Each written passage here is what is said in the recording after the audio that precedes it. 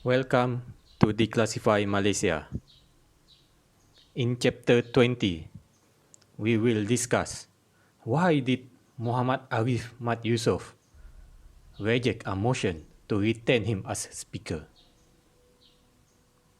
On May 8, 2020, Dewan Rakyat Speaker Mohammad Ariff Md Yusof has rejected a motion to retain him as Speaker for Dewan Rakyat until Parliament is dissolved.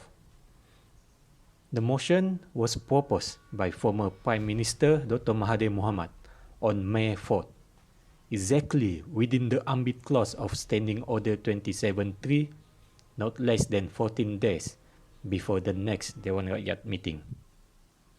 According to the Speaker, the motion was not in line with Standing Order 4. As such, I will not allow the motion to be brought to the meeting. That is what Mohammad Ariff Md Yusof said. However, there is some newspaper out there who quote the wrong standing order regarding this issue. They speak volume on the quality of journalism in Malaysia. But only some of the newspaper out there. Is it so hard to double check the fact before you publish it for public consumption? For the public, it is highly advisable that everybody should double check the fact given by any news outlet out there. Do your own research. Don't be a puppet and just believe everything written by the media. Do your own research. Double check everything. Now, why exactly did the motion was rejected by the Speaker? The motion was rejected under Standing Order 4 of the Dewan Rakyat. Standing Order 4 was talking about the procedure for election of Yang Dipertua. It explained about the procedure for the appointment of the Speaker of Dewan Rakyat. Under Standing Order 4, Clause 1, the Speaker was elected through election. The current Speaker, Mohammad Ariff Md Yusof, he is a retired Court of Appeal judge, already took his oath as Dewan Rakyat Speaker on July 16, 2018. The procedure under Standing Order 4 has been completed, and Mohammad Ariff Md Yusof remained his position as the Speaker of Dewan Rakyat. Therefore, the motion put by Dr. Mahathir to retain Mohammad Ariff Md Yusof as Dewan Rakyat Speaker is redundant. There is no provision or procedure to retain the position of the Speaker in Dewan Rakyat in the Standing Order. There is only an election for the position of the Speaker of Dewan Rakyat. Therefore, due to its redundancy, the motion was dismissed. Did Dr. Mahathir know that the motion was redundant in the first place, or did he do it on purpose? Let us delve into why exactly did Dr. Mahathir try to test this motion on the position of the Speaker. This is the political brinkmanship that Mahathir want to play, on which I will unfold here. He even proposed the motion within the edge of 14 days clause of Standing Order 27.3 to try to caught the Speaker off guard. That is also a political maneuver by Mahathir.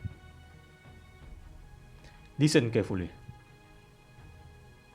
The purpose of Dr. Mahathir putting this motion, if it was ever accepted,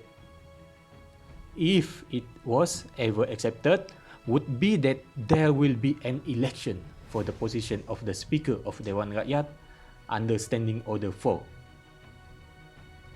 When there is an election, the position of Mohammad Ariff Md Yusof as Speaker will be challenged. highly that it will be challenged by the Perikatan National Government candidate, on which highly likely that there will be a new speaker of the Dewan Rakyat to a ballot understanding Order 4, Clause 3 to 7. This early election of the speaker will be an exploratory political maneuver by Dr. Mahathir to determine the position taken by each members of the Dewan Rakyat before he go to the final battle for the votes of no confidence motion at a later stage. This is a brinkmanship political maneuver. The outcome of this exploratory political maneuver on the election of the speaker, if it ever happen, will be a valuable information for Dr. Mahathir to determine who exactly in the Dewan Rakyat that he can sway back into his fold to beat the current Prime Minister Muhyiddin Yassin at the no confidence votes later on. The reason is, the second reason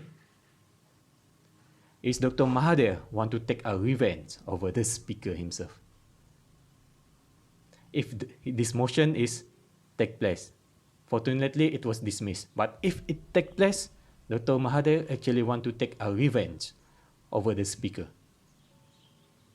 because there is highly likely that Mohammad Ariff Md Yusof will lose his position as a speaker if the election for his position was proceed as Dr. Mahathir wishes. So, the revenge that Dr. Mahathir want to execute is over the dismissal of his proposal for emergency meeting of Dewan Rakyat during the midst of political crisis due to Sheraton move that show the toppling of PH-led federal government. He proposed emergency meeting on 28 February 2020 at that time.